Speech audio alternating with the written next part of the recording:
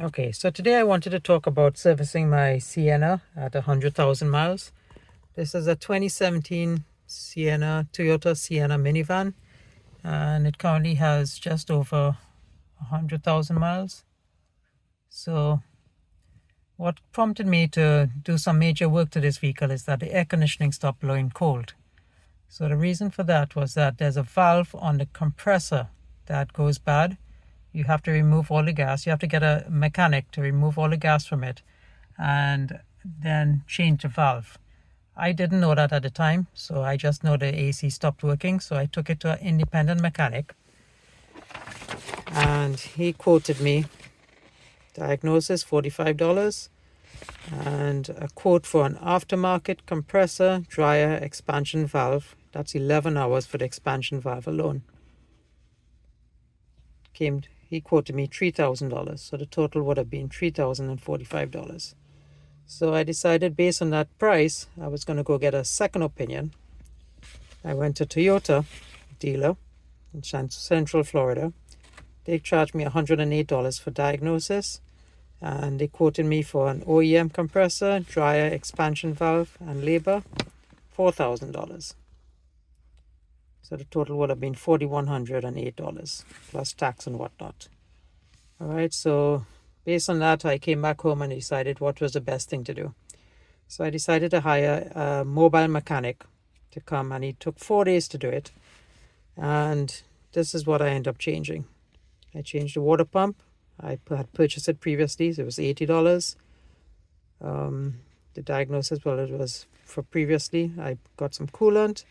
I purchased some axles. There was a clunk that I wasn't sure where that was. I decided to just change the axles one time. While I was there, I was going to change the brake pads, and that's not on the list here. But I changed the brake pads because the axles were out, the tires were out at the same time, and it did need to be changed. I think that falls under Rock Auto. No, that's not right. The Rock Auto was, I purchased, let's see, I purchased the compressor, I think was about $400, and I purchased the dryer. Well, actually, I purchased the condenser. So, because the amount of labor involved in changing the dryer, you might as well just change the condenser. All right, the intake manifold gasket I had got from Toyota, and the Central Florida is that's for the water pump, I think it was. The water pump is up there. Or the water thermostat, that's what it was. And then the total labor for the 4 days came to $1,190. So the total I paid to basically service the whole vehicle and change spark plugs, which is in this list there, was $3,233. So I got a lot more done. I got the air conditioning fixed, and I also got a lot of maintenance items fixed at 100,000 miles for $3,000, whereas going to the dealer would have been $4,100 just for the air conditioning. And if I'd gone the mechanic, the independent mechanic, not the mobile mechanic, I would have spent $3,000. So I got a lot more done for the same price. Let me show you the spark plug. Always buy spark plug from the dealer, because they're usually, not usually, but from Amazon and other places, they tend to be counterfeit. So this is the part number for the Sienna minivan, 90919-01263. They're iridium plugs, and this is what the 100,000 mile plug looks like. It looks okay. It probably could have gone a bit further, but I decided to change it while I was there. And actually, this should have been changed at 60,000 miles. I have read on forums when people drive it, even 200,000 miles, and they said they don't get any misfires or anything. But if you want to keep your vehicle maintained and running optimally, you should change it at the correct interval. So this will change at 100,000. I will change it at 160,000 miles. Let me show you outside what I did.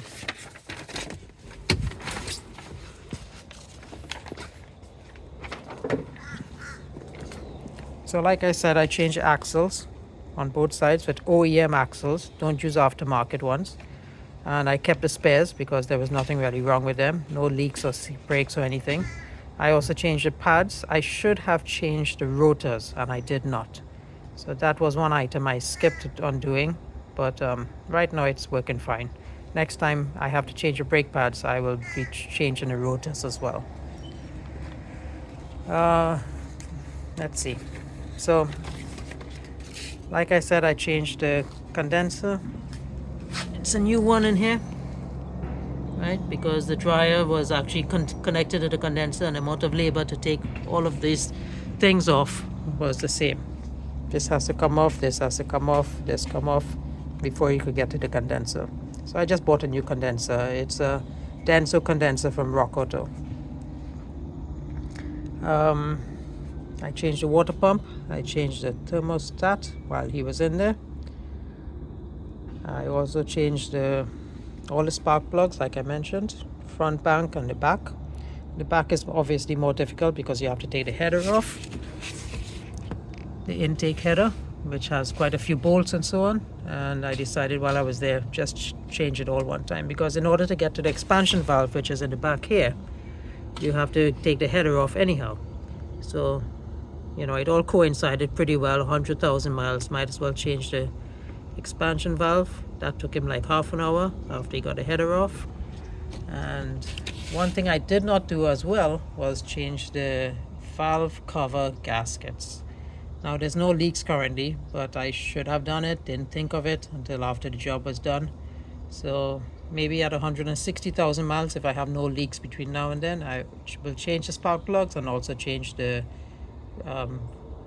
valve cover gaskets. What else did I do?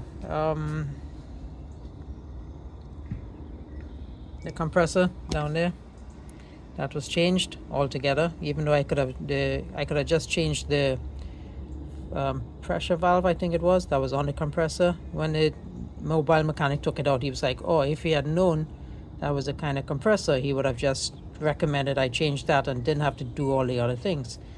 But he said, while it's out, might as well just put a new one in. The vehicle is already 8 years old, and you know, just change everything. You have all the parts already. So I was like, yeah, okay, let's do that. All right. I also changed the expansion valve in the back of the vehicle. There's one behind here, inside. You have to take all the plastic trims off, and there's a lot more involved. I made a separate video on this. You have to take this whole thing off and then twist the unit out and change the expansion valve. The expansion valve in the front had some gunk in it that needed to be, it was a good idea to change it. The one in the back did not. When I went to Toyota, they did not recommend that the expansion valve be replaced. And now I see why. I guess it's so far away from the compressor. The compressor doesn't generate a lot of break-off material to end up in the back here. So that's why it wasn't necessary to be done, but I had the part and I did it one time. And yeah, I hope to get a lot more mileage out of this vehicle. It's a bit dirty, but I can't help that. I live on a gravel road. And yeah, just maintain the vehicle. Top up your fluids, change the filter once a year, or depending on your mileage, every 12,000 miles. Right? I bought a lifetime warranty battery. It's already been replaced once at no charge by the local Toyota dealer. And keep it clean, looking good. And yeah, any questions, let me know. So consider a mobile mechanic if you know what you need done. All right, and you could certainly come out ahead getting a lot of the stuff done. And while you're in certain areas, just change those parts at the same time. I hope this helps. Let me know if you have any questions. Thanks.